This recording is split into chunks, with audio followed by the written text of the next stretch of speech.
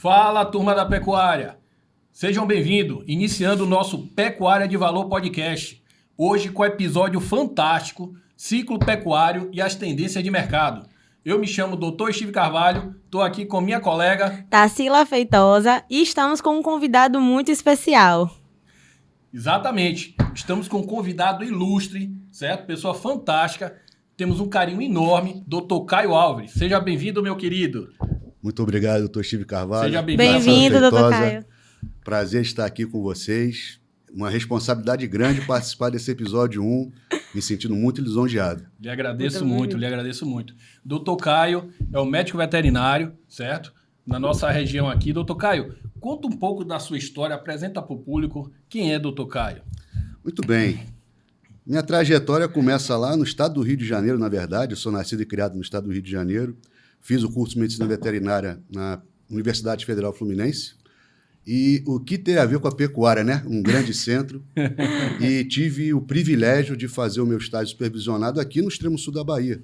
Maravilha. Com o nosso querido Dr. Armando Leal do Norte, na época um composto de cruzamento industrial chamado Red Norte. E o desempenho e o estágio, a relação foi tão intensa.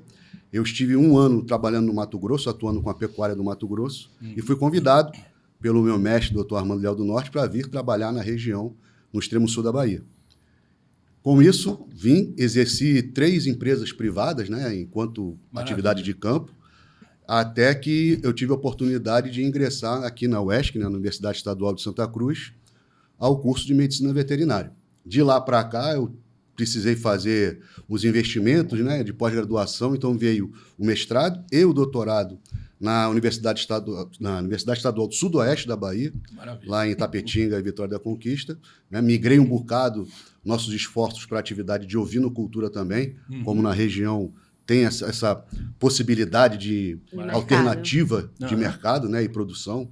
A gente também tem essa veia aí na pecuária também, né? Joia. Então a gente exerce essa atividade de disciplinas de reprodução animal na medicina veterinária, dá algum suporte na parte de agronomia também, lá no curso também da UESC. Maravilha. E hoje estamos aí para compartilhar esses assuntos aí muito emblemáticos. Verdade, meu querido. Então, a turma toda ansiosa por esse episódio fantástico, Ciclo Pecuário. Rapaz, todo mundo curioso para saber o que nos aguarda em 2026. O que é que você tem para essa turma aí, meu amigo? Nossa, que na verdade o que o mercado tem, né? A gente está aí bastante esperançoso de que dê essa virada. Todo mundo aí, com o preço do bezerro aí. Exatamente, todo mundo ansioso para que essa virada ocorra, que a gente volte a ter aquela animação, né? E que a gente, de uma certa forma, consiga se conscientizar de que o nome já diz tudo. Ciclo. É cíclico o negócio. Verdade. Então, se a gente vem de um momento com mais dificuldades, agora a possibilidade real de termos aí valores interessantes para praticar no mercado pecuário. Por falar, né, doutor Caio, em ciclo, explica um pouquinho, né, para o pessoal aí o que é esse ciclo, né? A gente sempre tem esses momentos de virada de acordo com oferta e demanda. Né?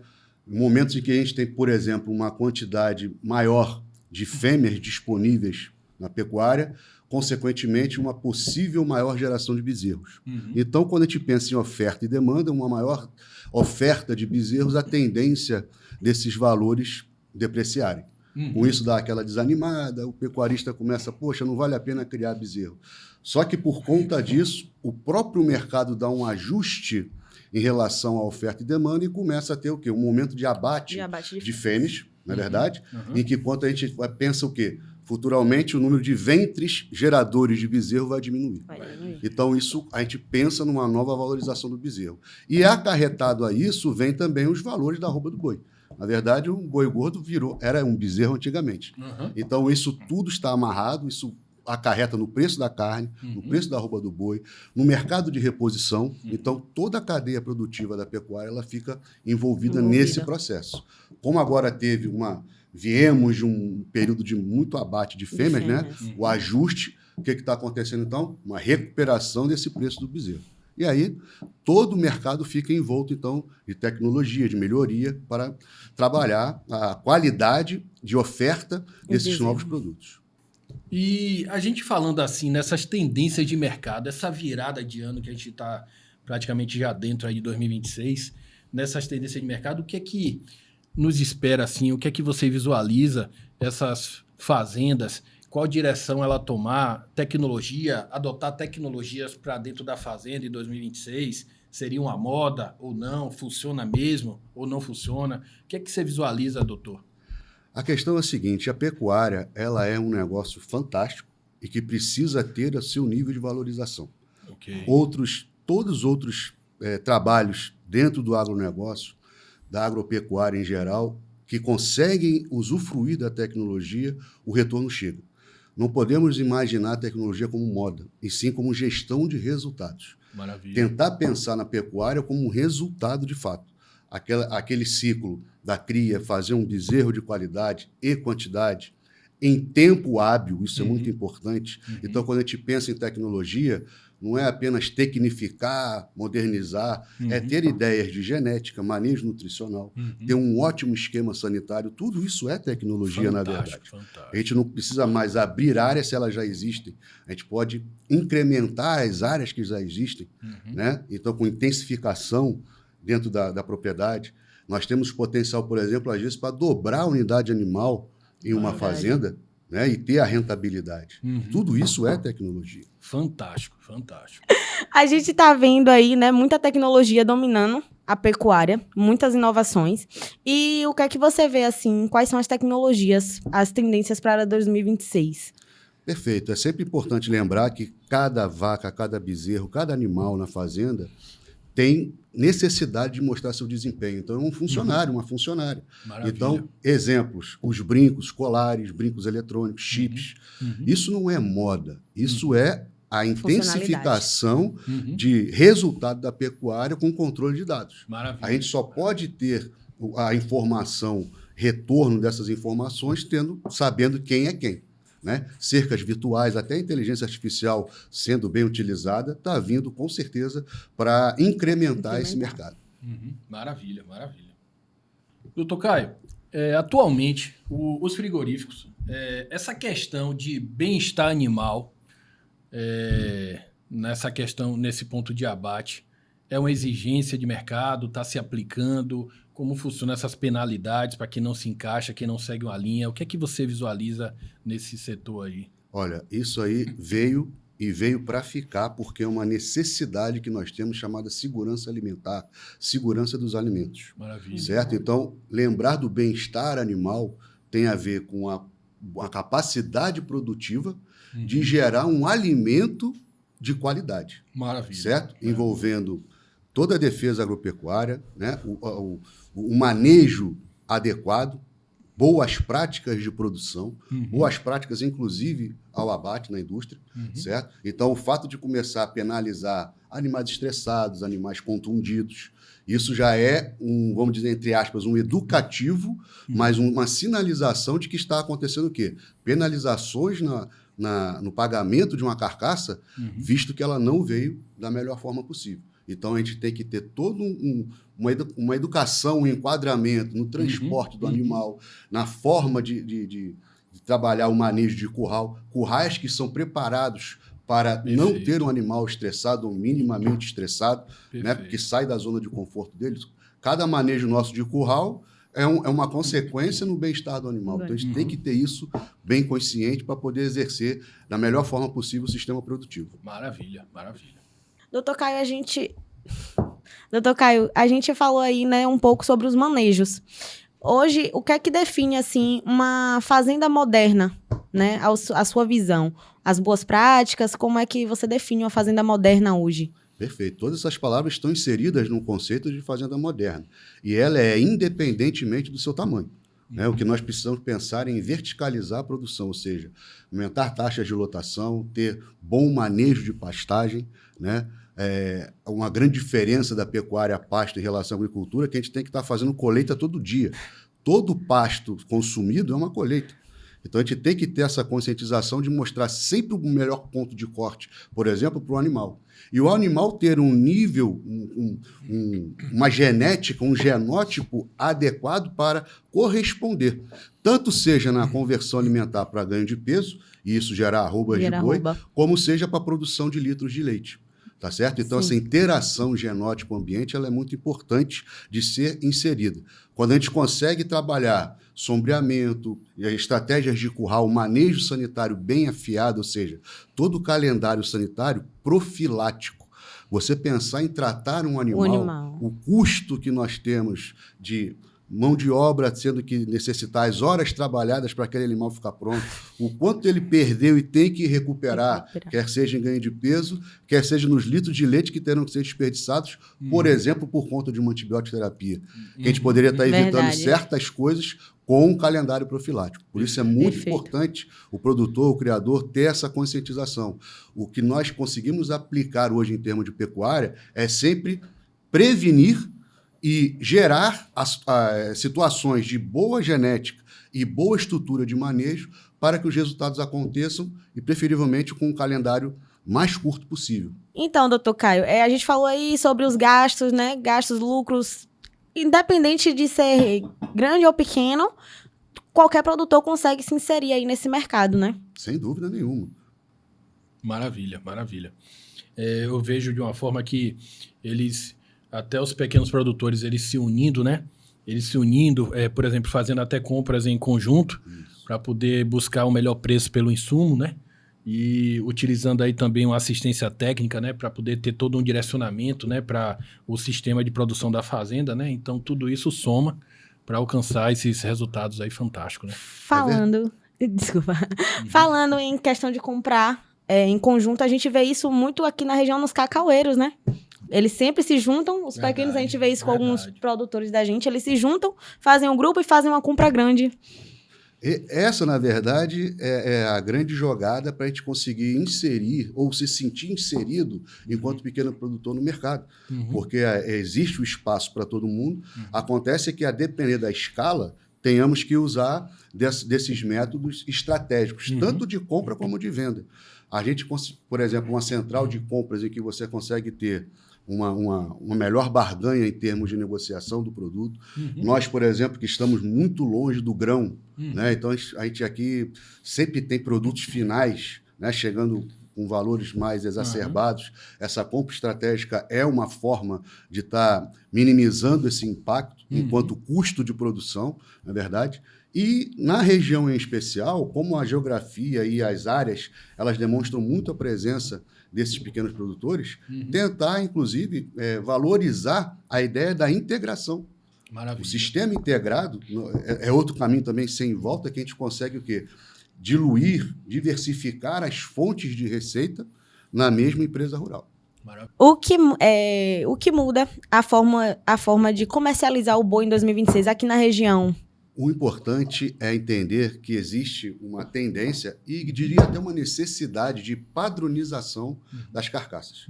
Isso tem ganho valor, isso tem possibilitado bonificações, ou seja, a idade do animal, né? Você vai ter uma qualidade da carne significativamente maior, o acabamento, ou seja, a espessura de gordura desse animal, com quantos dentes, ou seja, a cronologia dentária sinaliza com quantos meses, né? Ou poucos anos, esse animal está indo para o abate. Então, isso é uma tendência que, inclusive na região, vai ser importante de adquirir e direcionar essa padronização para o mercado de abate.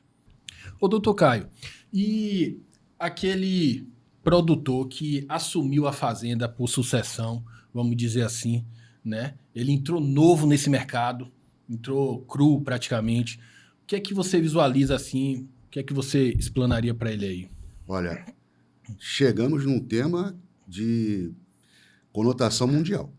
Para vocês terem uma ideia, talvez seja o tema mais falado nos fóruns de pecuária de corte, os que eu tive a oportunidade de participar. É um desafio, de fato, certo?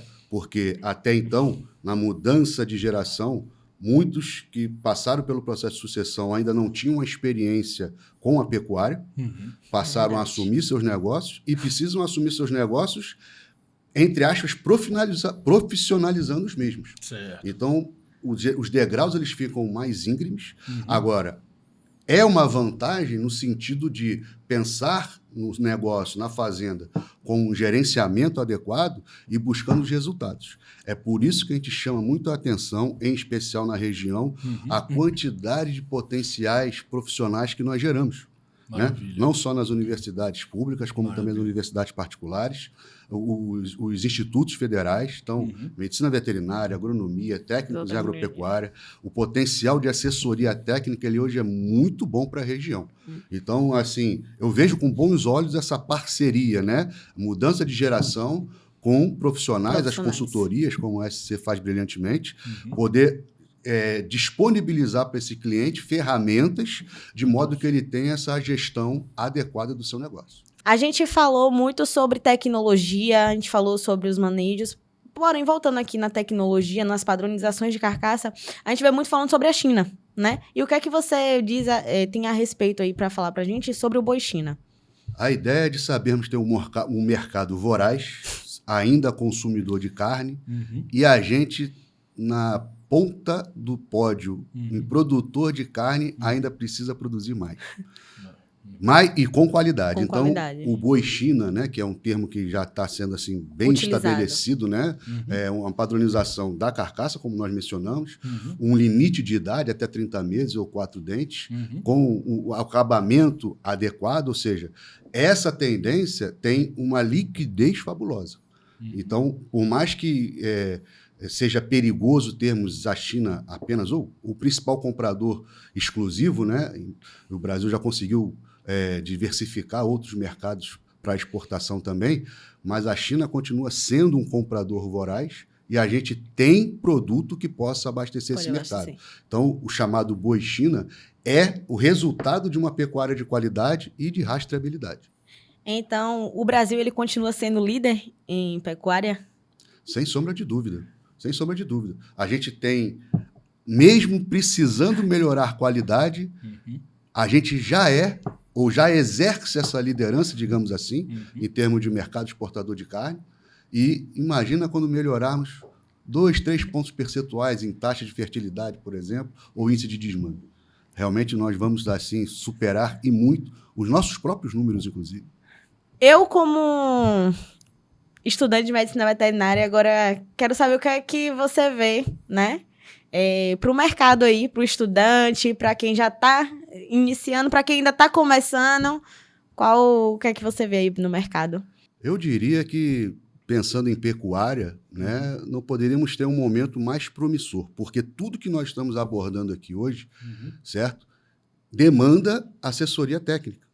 Quando a gente pensa na pecuária, ela não pode se desfazer de um tripé chamado genética, nutrição e sanidade. Isso tudo tem que andar junto. E isso demanda vários conhecimentos técnicos. Então, quando a gente pensa nos cursos de medicina veterinária que nós temos na região, cursos de agronomia que nós temos na região, a formação desses estudantes, eles poderem exercer o mercado de trabalho. Tem uma informação que é muito legal, que hoje em dia, no curso, quando eu ofereço uma disciplina e levo os estudantes para trabalhos de campo, quem nos recebe são os nossos ex-alunos. São egressos que nos dão a oportunidade, eles abrem a porteira, então esse ciclo se fecha de uma forma muito bonita. Então, a cada semestre, digamos assim, né, que a gente tem, eu gosto de brincar lá que a gente tem uma fornada de colegas, né? Uma responsabilidade muito grande de formar um colega, e a gente sabe que ele tem potencialmente a sua vaga estimada no mercado. É claro que depende de cada um, né, Tarsila?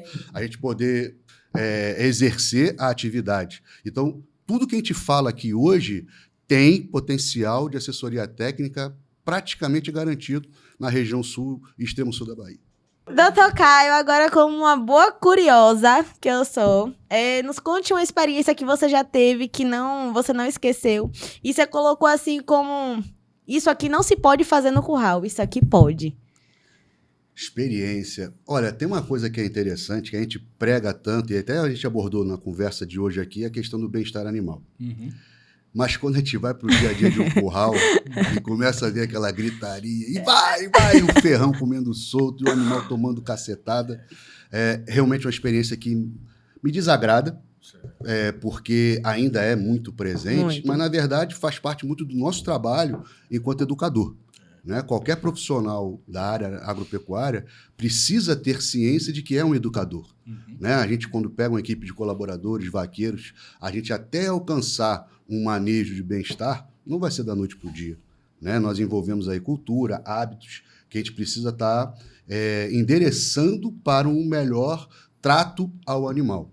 Um exemplo que a gente tem também é muito abscesso por conta de um manejo de pistola.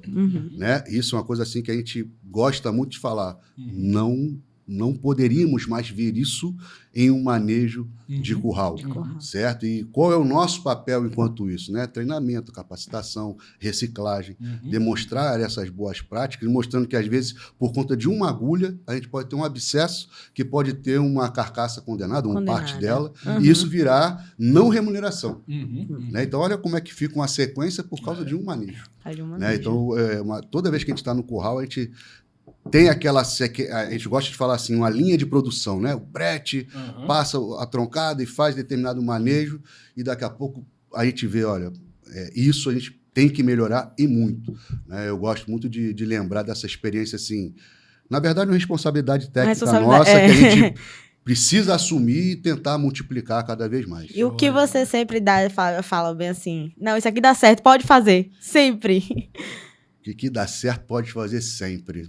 Trabalho coletivo, ter uma equipe que tenha senso de coletividade, certo? Cada um saber o seu, respeitar cada membro da equipe, né? Quando você tem um trabalho de escala, seja numa linha de ordenha, seja num tronco para trabalhar animais de corte, seja um manejo de bezerrada, né? Um manejo de cria, a gente conseguir entender a função de cada um. Porque, por mais que o resultado seja um arroba de boi, um bezerro de mamado, 1 litro de leite, uma equipe exerceu isso. Então, eu sou muito fã da gente conseguir fazer com que a equipe toda se sinta inserida. Isso não pode fazer falta num curral. Ô, doutor Caio, e a gente falando tanto de curral, de técnicos, trabalhos, né, bem-estar animal, o homem e a mulher ali dentro trabalhando, como é visto? Como é executado isso? Olha... Isso tem que ser executado da melhor forma possível, porque tem lugar para ambos. Maravilha. Não podemos ignorar o fato de que a maioria da população economicamente ativa é mulher. E hoje em dia, aliás, há mais de 10, 15 anos, falando enquanto docente de instituição pública, a presença feminina nos cursos de medicina veterinária e agronomia, ela supera 50%. Joia. Ou seja, esse espaço ele existe, é destinado a elas também, e mais, muitas habilidades que às vezes vemos inerentes às mulheres são decisivas em estratégias de manejo. O espaço delas é respeitado? Gostaria que fosse mais. Eu tenho hoje exemplos de mulheres, né, que se formam e são inseridas no mercado e, infelizmente, às vezes nos procuram para rever locais de trabalho por não terem acontecido um bom desempenho. Steve puxou aí, né, um assunto legal e eu, como mulher, eu gostaria de lhe perguntar. A mulher, ela consegue elaborar esses trabalhos, esses serviços pesados, essa parte pesada que, querendo ou não, né, o homem, ele tem mais força, mas a mulher ali no campo...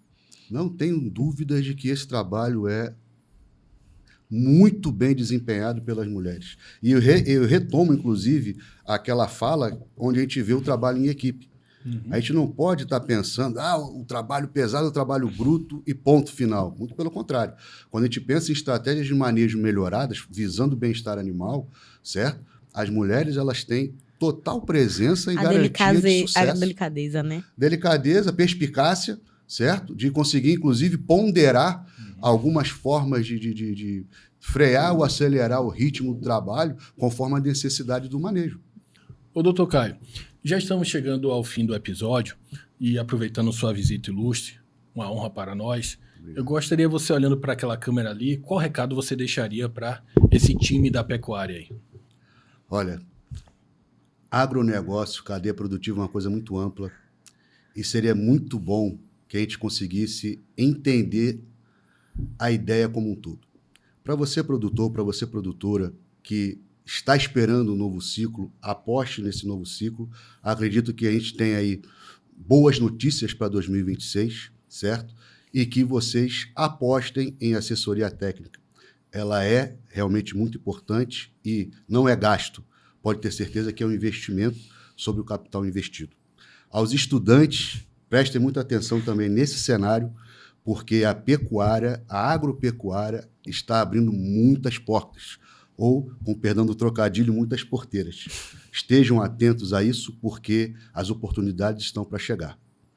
E a você, consumidor, consumidora, a cada vez que nós pensamos em qualidade de consumo, em segurança alimentar, em segurança dos alimentos, nós conseguimos alavancar toda uma cadeia produtiva.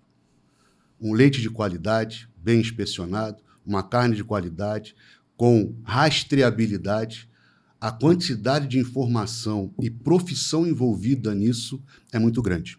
Então é muito importante a gente ter a ideia de saúde única. Cada animal que vai para o abate, cada litro de leite que sai da ordenha, né, é um trabalho de muito respeito, tanto às pessoas do meio rural, como aos próprios animais. Então, a partir do momento que a gente tem essa conscientização, o ciclo da cadeia produtiva pecuária, ele fica viciantemente enriquecedor. Esse seria meu humilde comentário e agradecer a essa presença nesse programa aqui, que Nós que já nasceu agradecemos, né? bem sucedido. Muito obrigado, meu amigo. Muito obrigado. E para você que assistiu esse primeiro momento da gente, esse primeiro episódio, curta, compartilhe e comente. Vem os próximos aí, estamos esperando por você.